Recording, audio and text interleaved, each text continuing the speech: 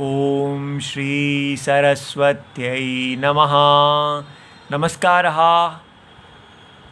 अष्टपंचाशदधिक-द्विदशतमी कक्षा और कारक चल रहे हैं, हम षष्ठी देख रहे हैं।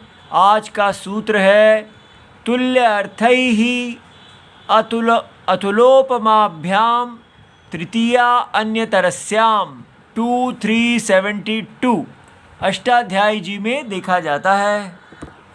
ये देखिए दूसरा अध्याय और उसका तीसरा पाद अनभिहिते का अधिकार है, जो पूरे पाद के अंत तक जाता है।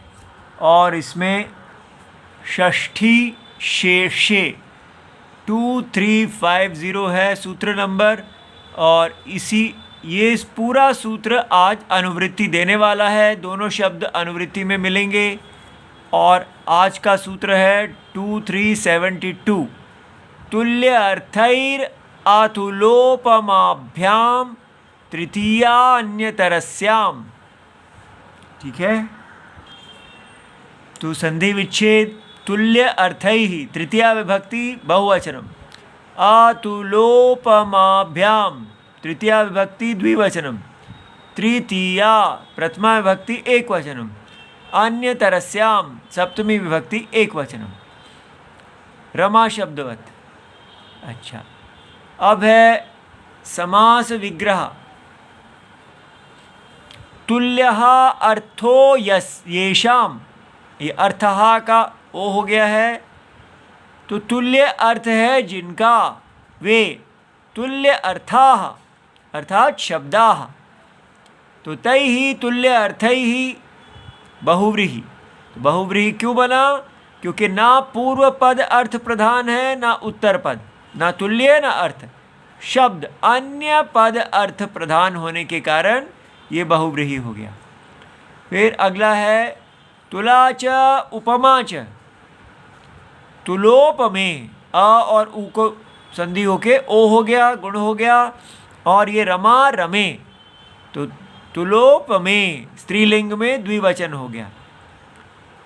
और इतरेतर द्वंद्व समास बना। फिर उसका न लगाया आगे, न तुलोपमे अतुलोपमे, ताभ्याम उन दोनों के द्वारा, तुलोपमाभ्याम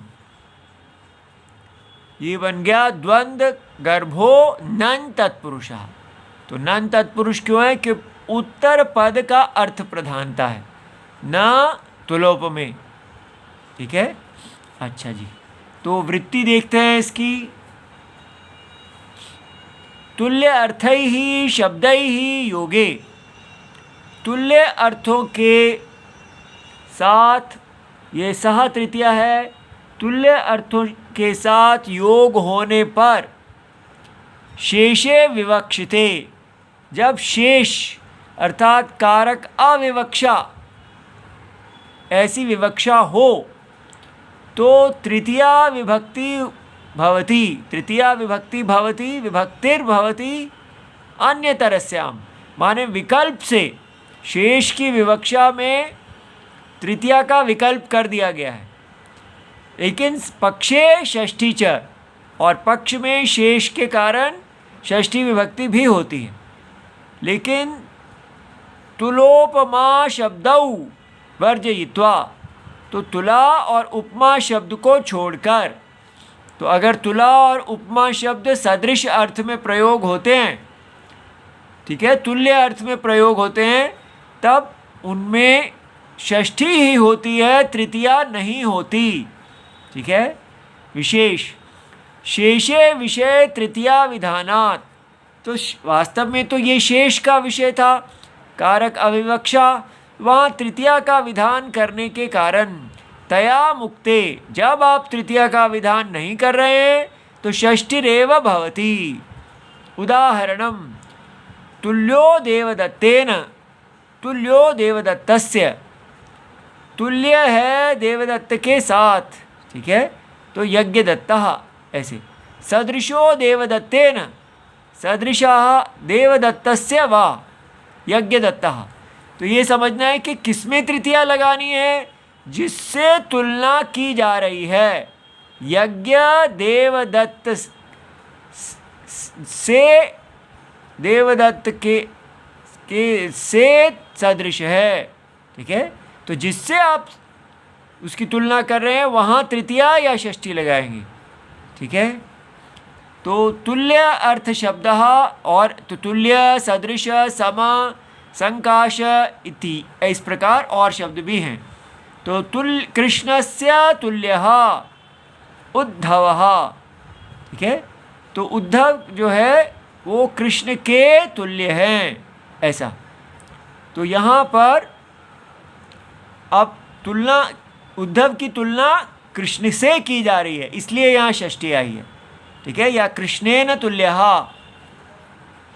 अब ये देखिए, ऐसा रामायण में भी प्रयोग है, विष्णुना सदृशो वीर्ये रामः। राम विष्णु के साथ सदृश हैं, उनके समान हैं वीर्य में। धनेन समः त्यागे। ठीक है, तो तृतीया आई है। आप चाहते तो ये तृतीया ना लगा के विष्णु के सदृश, विष्णु हो या धनस्य समः त्यागे, वो भी हो सकता था। ठीक है, अब अतुलोपमाभ्याम इति किम, क्यों यहाँ पर सूत्र में अतुलोपमाभ्याम कहा गया है? तो तुला देवदत्तस्य नास्ति। अब यहाँ पर जहाँ पर यहाँ ये तुला शब्द को आपने वो भार तोलने वाला तराजू नहीं मानना, यहाँ इसका अर्थ है सदृशवाची, माने सदृश, जो देवदत्त का सदृश नहीं है। ठीक है, तो कोई इसी प्रकार उपमा कृष्णस्य न विद्यते, कृष्ण की किसी के साथ कोई भी सदृशता नहीं है। तो यहाँ षष्ठी आ रही है लेकिन तृतीया नहीं आ रही। ठीक है, तो तुला और उपमा शब्दों में ये सूत्र तृतीया को नहीं मानता। अब यहाँ पर हम देखते हैं कि इसका जो पहला सूत्र है, कृत्यानाम कर्तरी वा, वहाँ पर वा शब्द था, फिर वहाँ से ही अनुवृत्ति वा की ले आते। अन्य तरस्याम यहाँ पर क्यों लगाया इतना बड़ा, ये प्रश्न यहाँ उठाया जा रहा है। वा इति वर्तमाने अन्य तरस्याम ग्रहणम उत्तर सूत्रे तस्य चकारेण अनुकर्षणार्थम। तो वो कह रहे हैं आने वाले सूत्र में हमको वहाँ पर अन्य तरस्याम की आवश्यकता पड़ेगी, इसलिए उसको रखा गया है। यदि ऐसा नहीं करते, इतरथा ही तृतीया अनुकृष्येत, तो नहीं तो तृतीया भी साथ में चली जाती। ठीक है, अब यहाँ पर रघुवंश महाकाव्य में 8वें सर्ग में 15 श्लोक में वहाँ एक श्लोक है, नभसा तुलाम समारुरोह। तो उसका अर्थ बनता है उस समय सूर्यवंश उस आकाश के समान सुशोभित हो रहा था।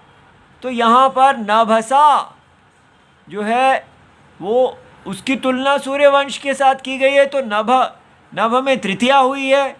तो मल्लीनाथ जो उनके अर्थ को दे रहे हैं वो कहते हैं कि मानते हैं कि यह ऐसा सूत्र विरुद्ध अर्थ नहीं है, पाणिनि जी का विरोध नहीं किया है कालिदास जी ने, क्योंकि सूर्यवंश नभसा तुला अस्ति, ऐसा नहीं कह रहे हैं वो कि सूर्यवंश आकाश के सदृश है, ऐसा अर्थ नहीं है।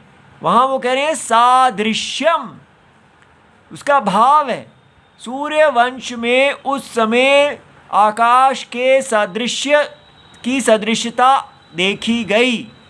ऐसा जब भाव आया तो नभ में तृतीया आ गई। इति सर्वम शिवम प्रणाम।